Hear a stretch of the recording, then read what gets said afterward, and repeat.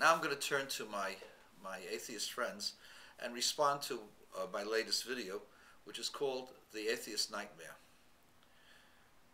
The reason I call it Atheist Nightmare is because the atheists believe in something, to believe in truth. What is the truth? The truth is science. One of my respondents says, you believe in Torah, you believe in your crazy book, and I believe in science and fact.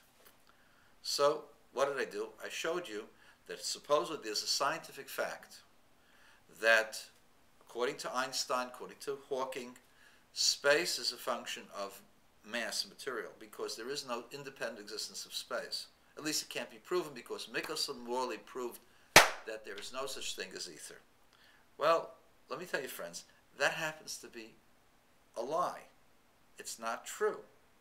The truth of the matter is, they made an experiment to see if light will slow down in different directions. And originally they had created an artificial number that it can only prove that there is ether if the light will slow down 30 kilometers, which is approximately 20 miles an hour a second. Since it didn't slow down 20 miles a second, therefore ether was disproved. Voila, there's no such thing as ether, no such thing as independent space.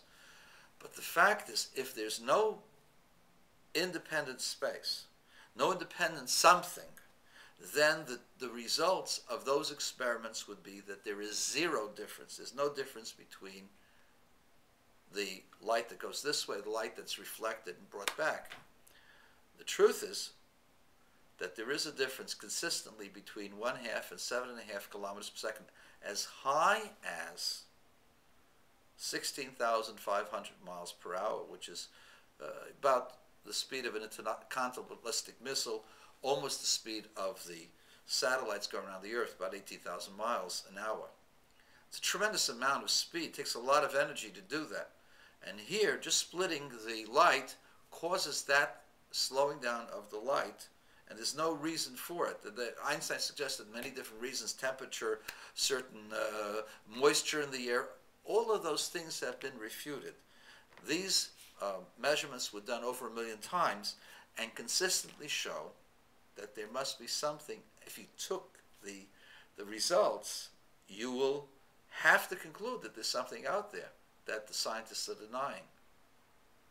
And this actually is the statement of the Sefer Yetzirah that states space is a creation separate from mass, and therefore space is something. Well, what exactly it is, I have the faintest idea, but space is an independent existence outside of mass. And that's what Michelson and Morley actually tells you when you look at the evidence. Also want to address my dear friends dealing with, evolution. You say evolution is a fact. It's a fact because, why? Because all scientists say that it is 100% true. Now, not all scientists actually say that, but only the religious scientists will agree with you, Rabbi. That's what they tell me. How come there's so many religious scientists who've read the literature disagree with it? In fact, there is a professor, Lee Spetner, who spent a considerable amount of his time dealing with processing of information, wrote a book, not by chance, in which he refutes the basic assumptions of Professor Dawkins and others regarding the transmission of information that is necessary for the development of evolution as they are presented by the biologists. You see, the biologists don't take the real hard look as to what is necessary for there to be changes and how long it will take.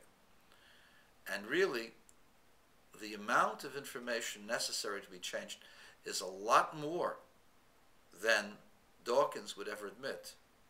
He's not being genuine, he's not being honest. And you, my friends, are not being honest to yourselves. I perfectly understand what speciation means. I perfectly understand what you've been sending me. Thank you very much. I read all those things when I was a little child, and I read all about the dinosaurs. I read all about all of the things, the speculation. They had this, for 30 years, they had the idea that an asteroid destroyed life. Now the asteroid didn't destroy life, it's something else. All of these things are speculation. You don't know what happened until you actually observe it. You've never, ever observed evolution in front of you. It's not the same as quantum mechanics, which you can do experiments that you can actually see the result of those theories. You can actually verify those theories. There is no way of verifying evolutionary theory. There is no litmus test. They sent me all kinds of videos. I've seen a lot of literature. Those things do not account for macroevolution. Adaptations, yes. Macroevolution is not. And not being honest with yourself, and you're calling me, full of BS, and that I've got my head in the sand, and so on and so forth. On the contrary, the head in the sand is Professor Dawkins and those teachers of yours, because they really do not address how and what and the details of those things. Yeah, they don't. They really don't. I read a critical review by some of the skeptics of Dr. Spetner's work. Let me tell you, the critical review admits that they haven't been dealt with. He tries to nitpick around Spetner's very, very thoughtful presentation. And Spetner is an expert in mathematics. I guarantee you that the one who did the critique is not. Anyway, Spetner isn't the only one. There's a Professor A.M. Hassifer who also produced a set of statistics against the evolutionaries, and he's never been responded to. Strange. A professor, mathematics, member of a scientific team doing research in the South Pacific, showing you that the result of mutations cannot lead to the creation of new species, and he tells you the mathematics why it doesn't work, and there's never been a response to him. Why?